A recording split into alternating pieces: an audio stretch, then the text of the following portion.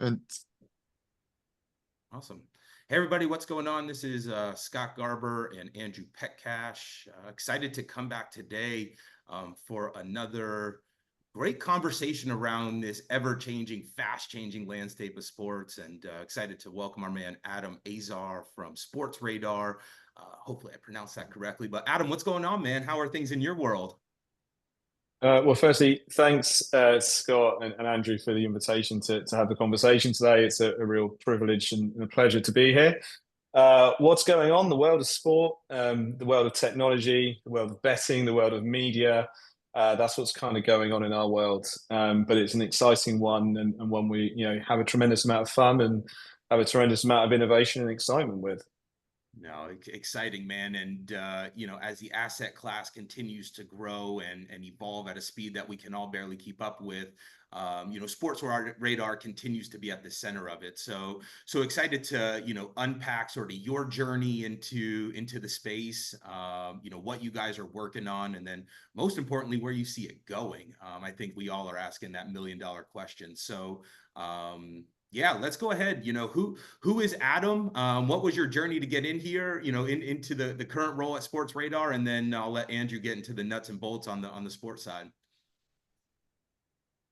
Sure. Right. Well, so my name's Adam. I lead marketing at Sportradar. And while my youthful demeanor may seem otherwise, I have been involved in marketing for the best part of 2 decades. I spent most of my time in the agency side, working across brands such as Coca-Cola, Heineken, Chevrolet, Qualcomm, Microsoft, running global and local brand campaigns across pretty much everything to do with marketing. And that includes also activation of sports properties such as FIFA World Cup, the Olympics, Champions League. And that's before I made the move to client side, to Sportradar, or dark side, as some agency folk like to refer to it as. And I've been at Sportradar just coming up to 6 years. Super cool. And Adam, on Sportradar, obviously you guys just released your Q2 results, way up, killing it. Any insight into some of the fast track growth, over the last, I don't even want to say the quarter, but really since you've come in, what you've seen has taken place? Because I don't know, maybe coincidence, maybe not, but ever since you've been there, right, there's been great growth, and excited to hear your insights on that. Yeah, well, firstly, I think the results are testament to a lot of hard work from a lot of people across Sportradar, and I think we have a set of values, and one of those values is we are one team. And I think certainly since the time I've been at Sportradar, it's really true from every single person across the organisation, wherever they sit, whatever role they play. They've certainly been a contributing factor to our growth and success, certainly over the last 6 years I've been here. And I think that goes back to since Sportradar was kind of created. I think what was really pleasing to see more recently when it comes to the results is actually it's been pretty much across the board in terms of our success and growth. And I think that's a really important point as well. Of course, there's some areas that we've had, more success where probably our heritage and where we're most famous for, which is in the sports betting sector. We have a real legacy and heritage around that. And, we've continued to do well in those mature markets where sports betting has, really been matured for a large period of time. With Sportradar, what we're really blessed with is a really 360 solution across that sports betting ecosystem. So what that means is we've had real tremendous success with cross-selling our solutions, to the betting operators. More importantly, it's because it's been driving value and increased revenue, increased customer engagement, increased fan engagement for them. And ultimately, if they're making money through our products and services, they continue to invest in Sportradar.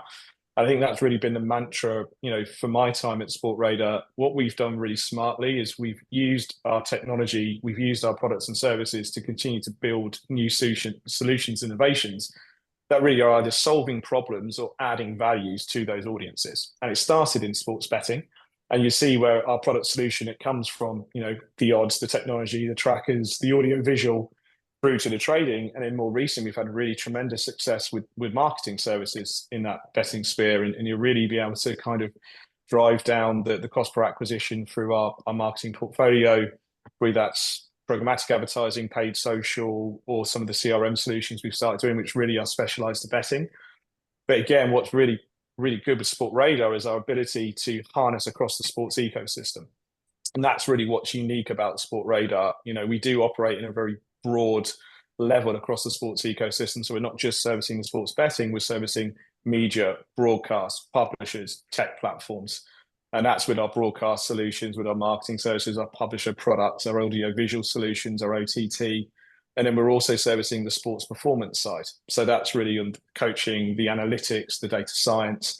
And then finally, we also service the integrity side. So that's working with, you know, with regulators, with rights holders, and that's looking across, you know, anti-match fixing, services like that, integrity and due diligence. So, you know, we really do have a broad offering around that. So I think when, again, we talk about success, it really has been pleasing to see that, you know, our strategy of really creating value for our customers wherever they are across that ecosystem has paid off. And, you know, and off the back of that, we've also been lucky that there has been some macro trends with certainly the rise of sports betting in certain markets and some of the legalization, which again is interesting. So as we look on a global perspective, we see certain opportunities in the years to come with, you know, growth in other areas around that as well.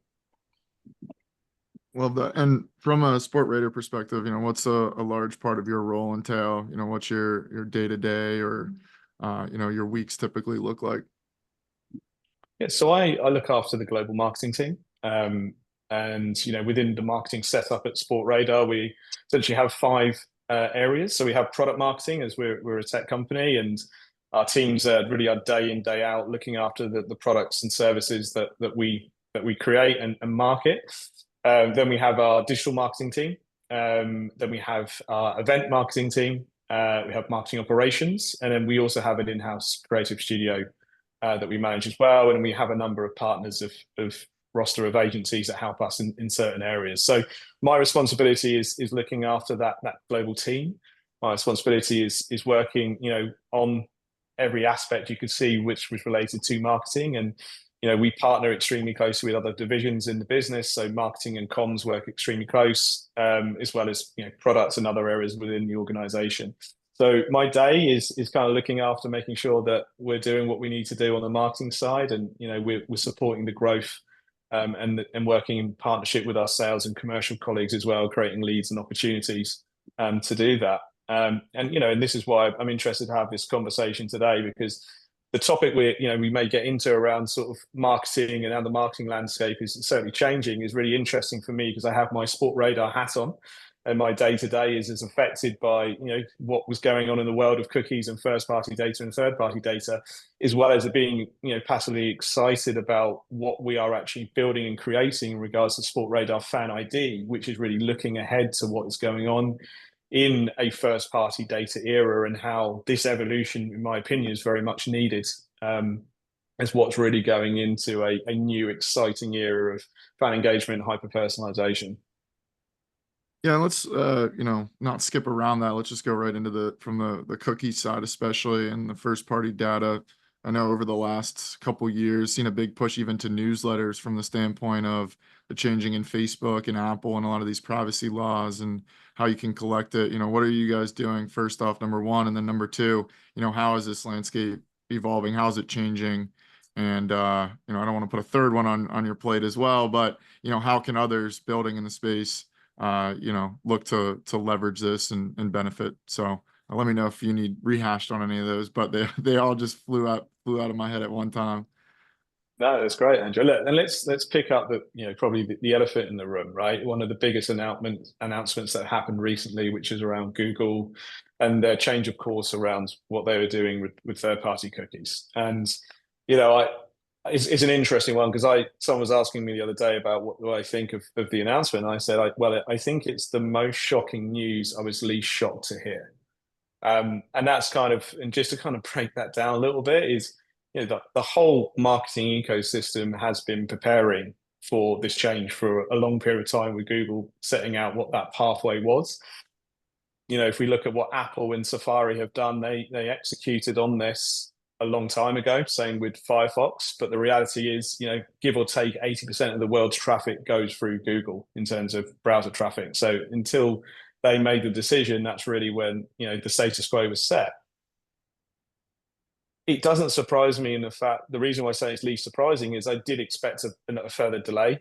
And the reason I would give for that is, if we're being brutally honest and we look at the scale of disruption, give or take 700 billion was spent in 2023 on global advertising. And that was a figure from Dentsu when they mapped the industry at the beginning of this year. Around just under 300 million, around 290 billion, of that was programmatic advertising. And that essentially is underpinned by third-party cookies. So that's the global ecosystem of digital. That's the scale we're talking about. So if Google finishes and put that hard stop in, and it changes everyone on that day, what we were talking about was the biggest disruption to global marketing since the rise of social media. Right? That's the scale of disruption we're talking about. And again, if we then look at everyone involved in that, whether that's the agencies, the providers, suppliers, everyone was woefully underprepared.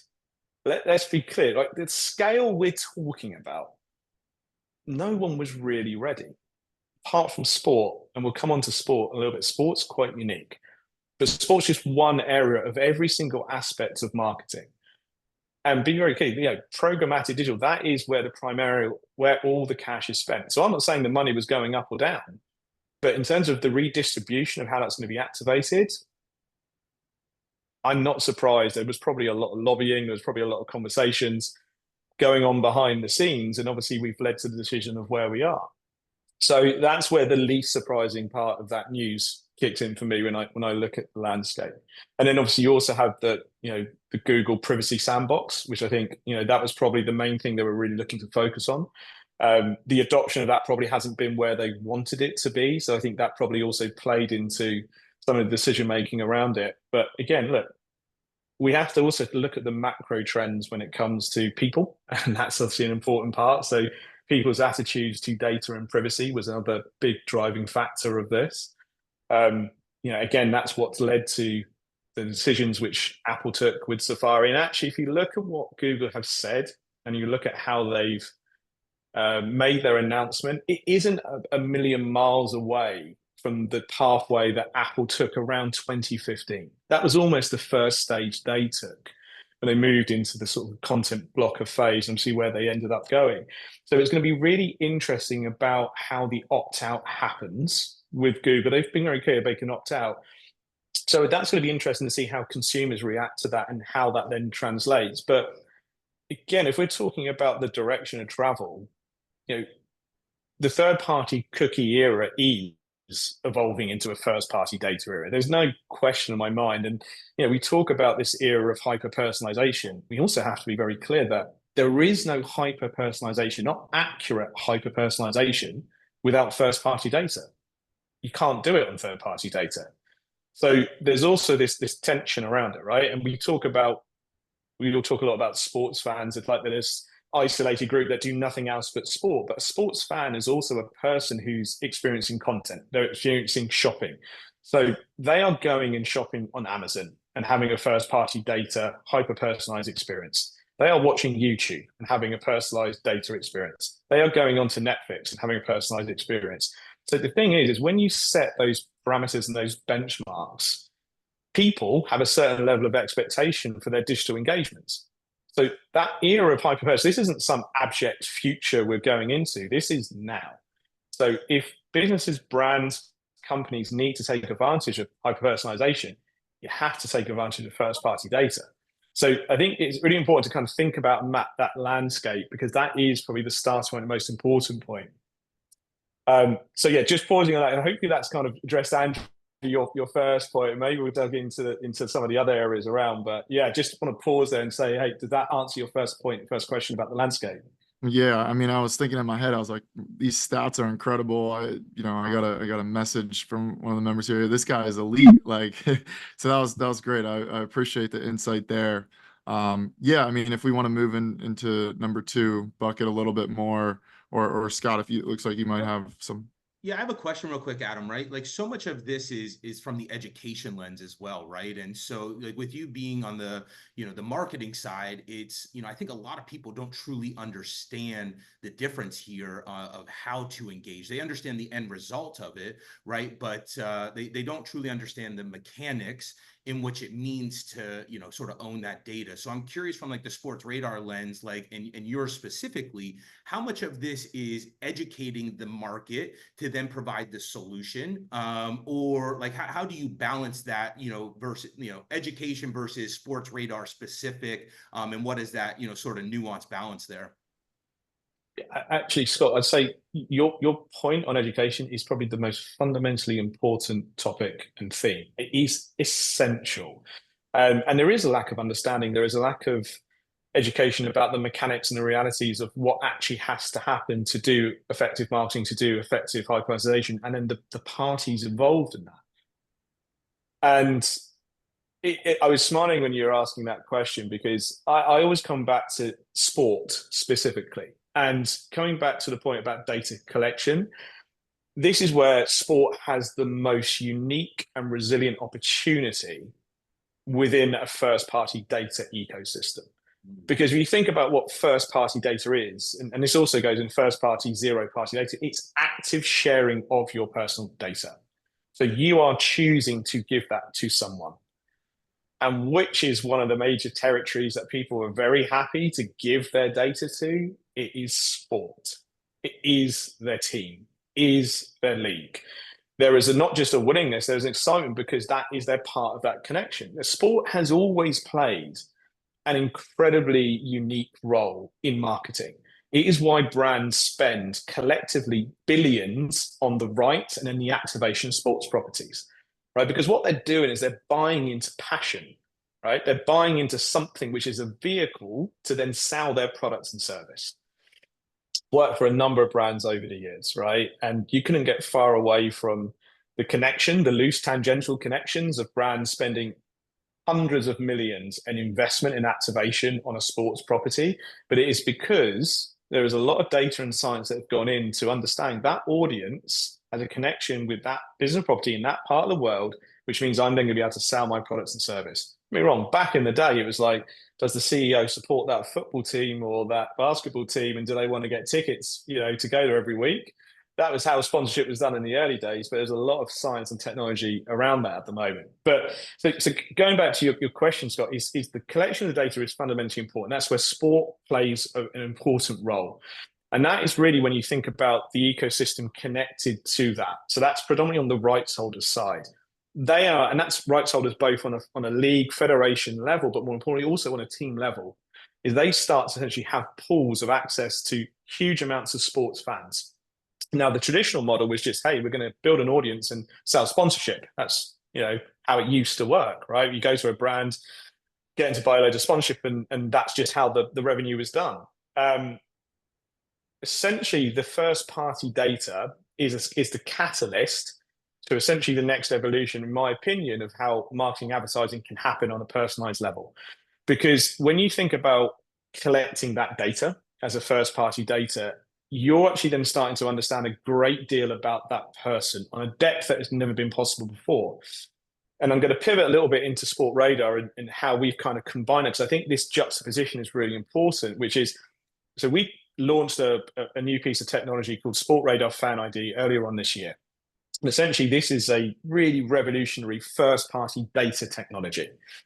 And the reason why this technology is really important, because it's underpinned by the first ever sports-specific data clean room. Now, not to get too techy for the audience, but dig into a data clean room is not new technology. But what a data clean room with sport means is it is infusing sports data.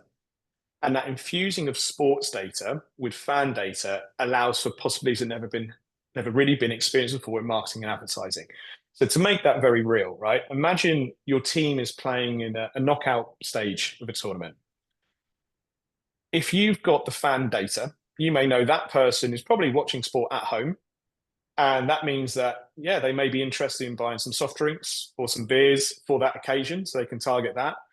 DoorDash may be able to target them for a delivery period around it. When their team wins and they're then going to have to play, well, hey, the travel agents that want to sell flights from that city to that city, they can target that person. And hey, the hotels can come in as well. And that's when you're infusing sports data, statistics, information with fan data. That's what we're really excited about when we talk about Sportradar Fan ID, because it's that infusion of sports specific data clean room with the fan data points from first party.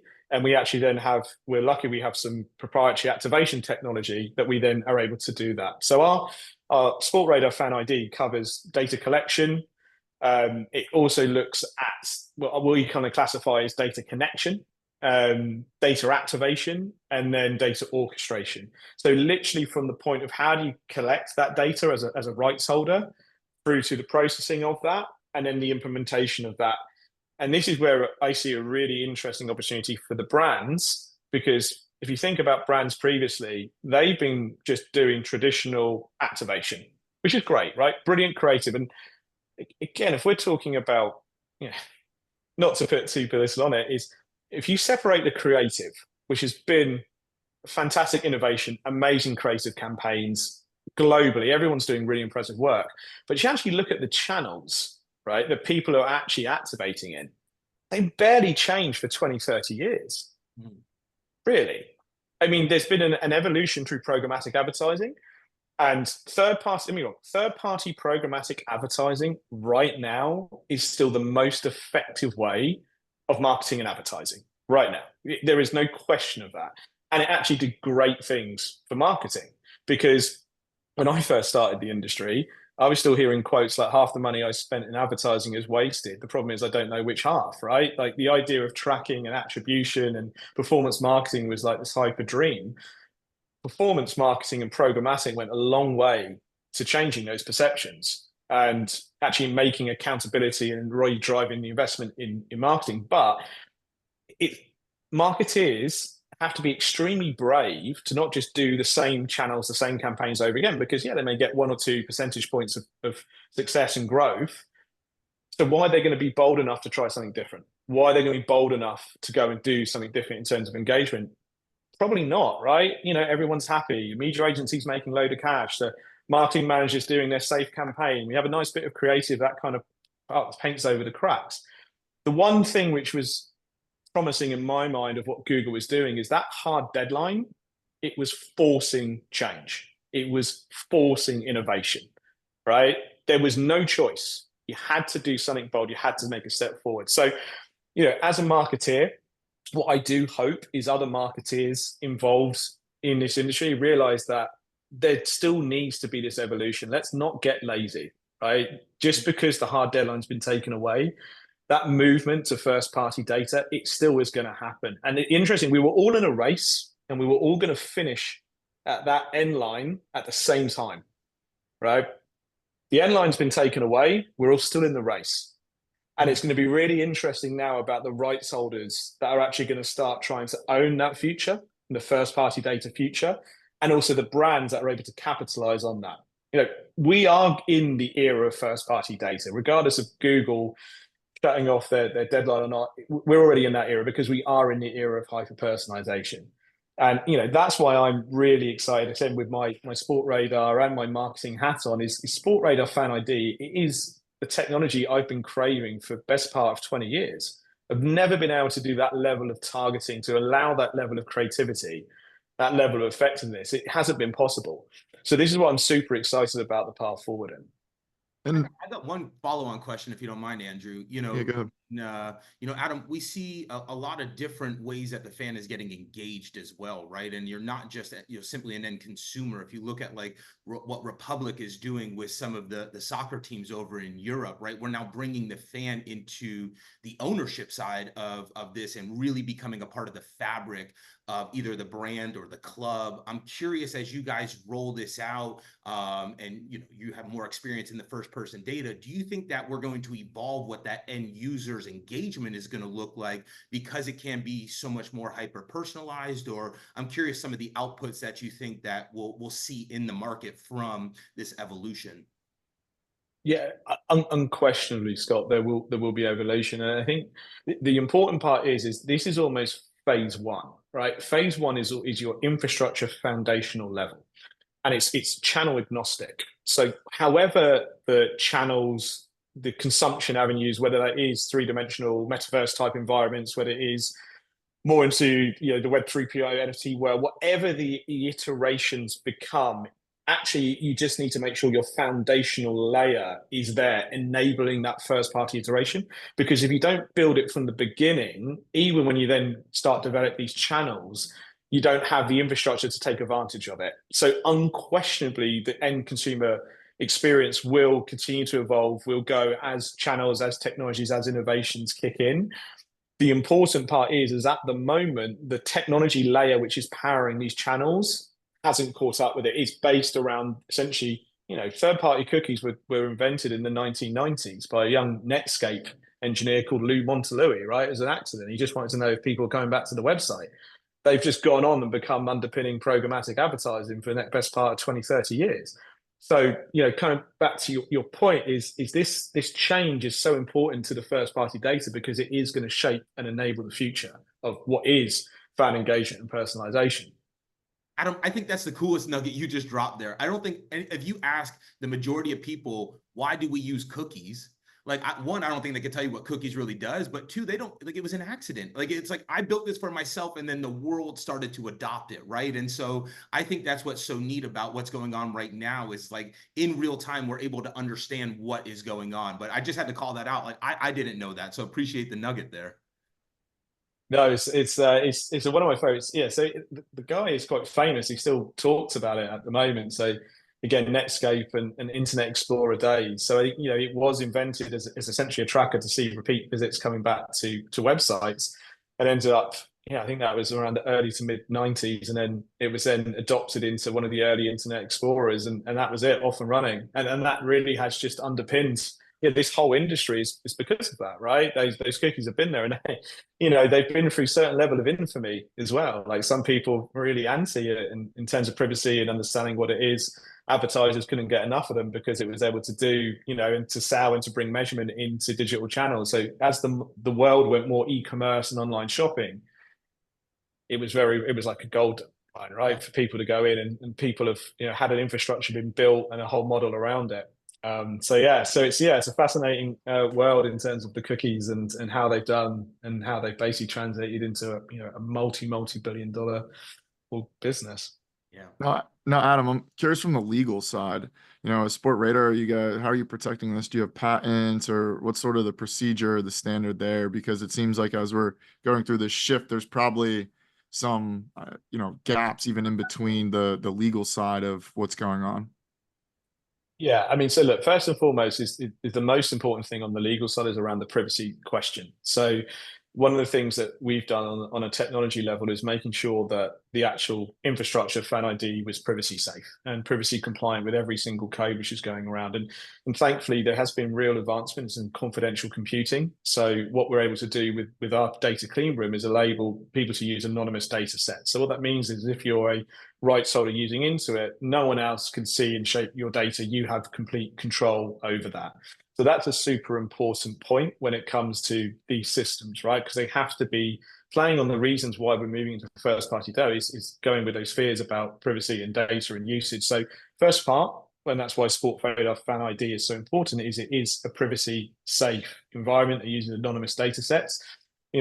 Thankfully, we're a tech company that has been around for a little while. I say that slightly joking. We're one of the originators of the sports technology category.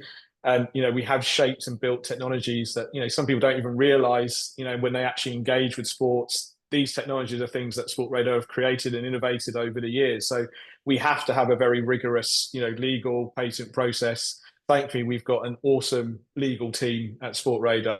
They're generally some of the best in the industry, and they're really good in partnering with our products and technology teams and making sure we do the diligence on what we do create and own things as they are protected from Sportradar, because that has been our value engine, right, over the last 20 plus years is we have built and created these technologies that really have shaped what modern sports fans are experiencing on a daily basis.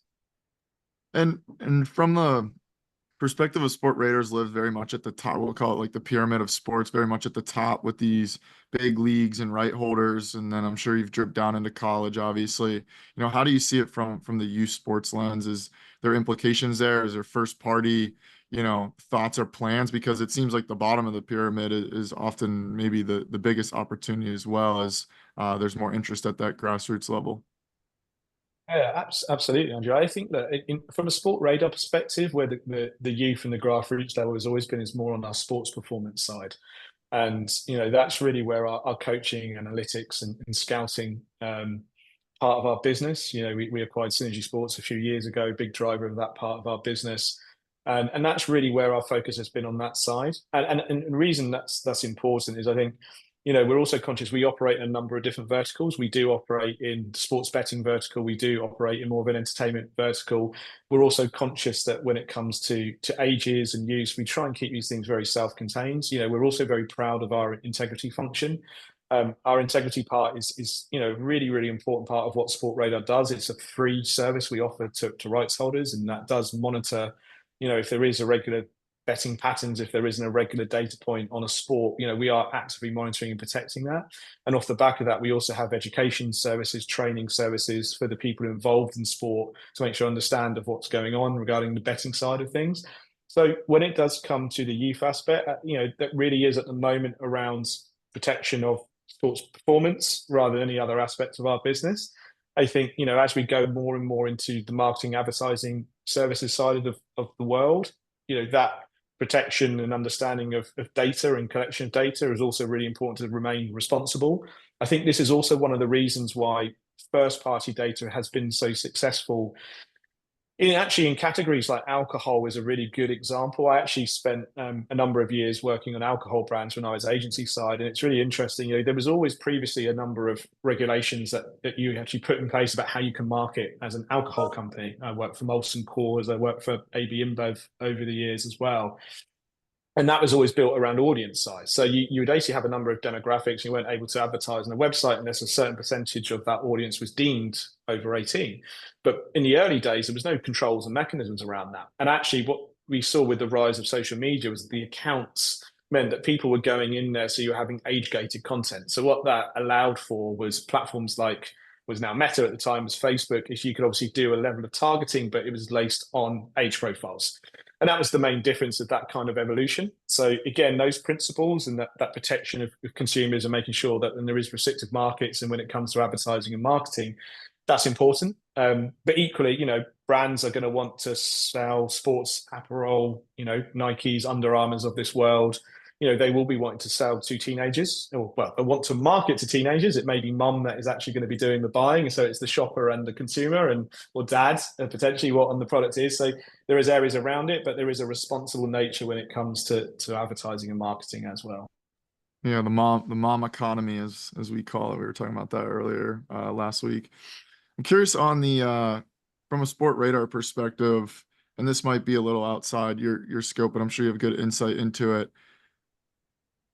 Like first party data, I'm sure there's a lot of unique companies building things. Like, do you think of it more from a partnership lens? Do you guys look at more of the acquiring of interesting companies? Do you have an accelerator? I'm curious as like, from your marketing lens, how you guys think about if you see other interesting things in the ecosystem, or is it we built, Sportradar built it all themselves? How do you manage that from the perspective of, we'll call it the higher level of Sportradar?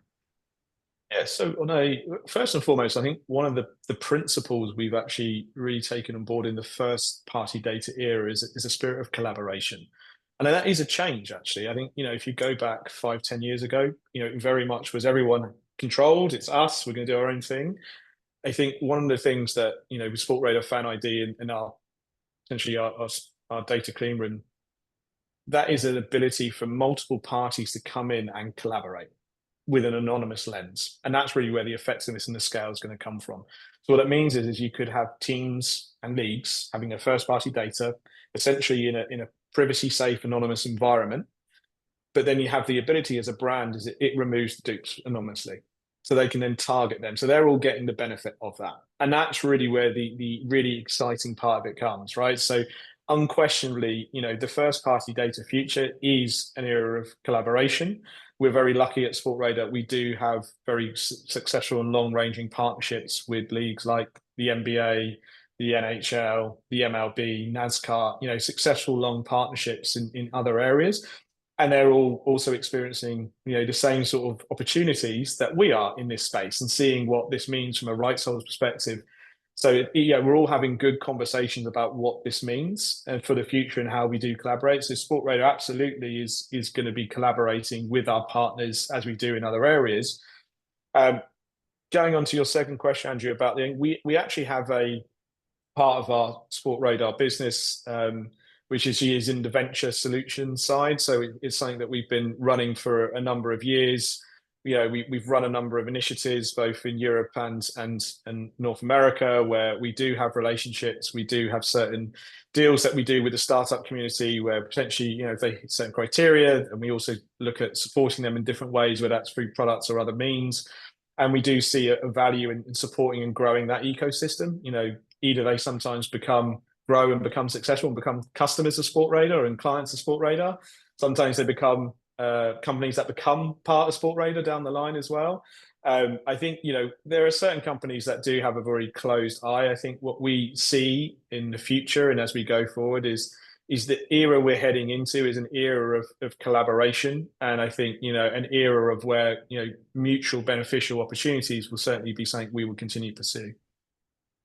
I love that.